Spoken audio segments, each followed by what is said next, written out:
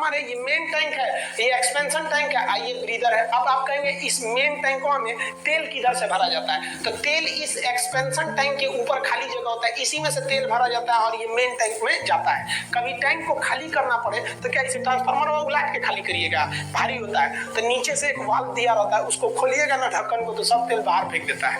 अब समझिए ये ट्रांसफार्मर को हम चालू कर दिए, मान लिया कि ट्रांसफार्मर में हीट ज्यादा हो गया, ओवर हीटिंग हो गई, भड़कने वाला है, तो जरूरी ये है ना कि एक तो एमसीबी की तरह इसमें भी लगा है, बंद कर दे ट्रांसफार्मर को, ज्यादा हीट हो ना तो धाए से बंद कर दे।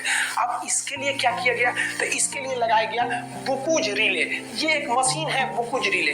बुकुज रिले में जो स्विच होता है ना उसको दाबना नहीं पड़ता है। ये एक ऐसा मशीन होता है ट्रांसफार्मर में जिसको इलेक्ट्रिक से कोई मतलब नहीं है। इसके अंदर एक स्विच होता है और वो स्विच के को दबाने की क्षमता पारा में भर दिया जाता है। नीचवा पारा रख दिया जाता है, स्विचवा ऊपर, जहां ज्यादा गर्मी होगा पारा जो होता है मरकरी गर्म होकर ऊपर के स्विचवा को दाब देगा और जैसे दाबेंगे ट्रांसफार्मर की सप्लाई कट जाएगी।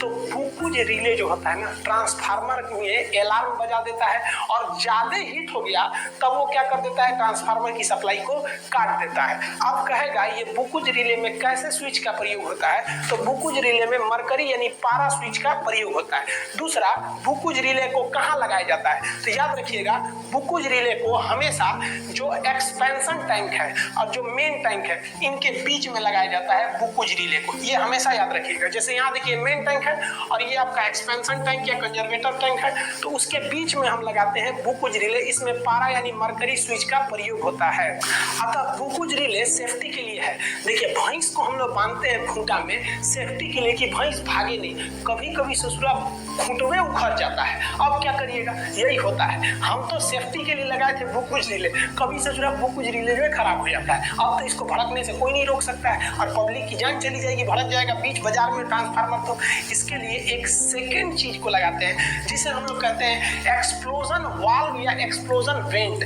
ये एक लंबा पाइप की तरह होता है, आप यहाँ इमेज में देखिएगा एक लंबा पाइप की तरह इसे निकला हुआ है। ये क्या किया जाता है कि ये फट जाए और तेल इधर से निकल जाए ताकि दुर्घटना न हो। तो इसे हम लोग क्या कहते हैं? एक्सप्लोजन वाल्व या एक्सप्लोजन वेंट।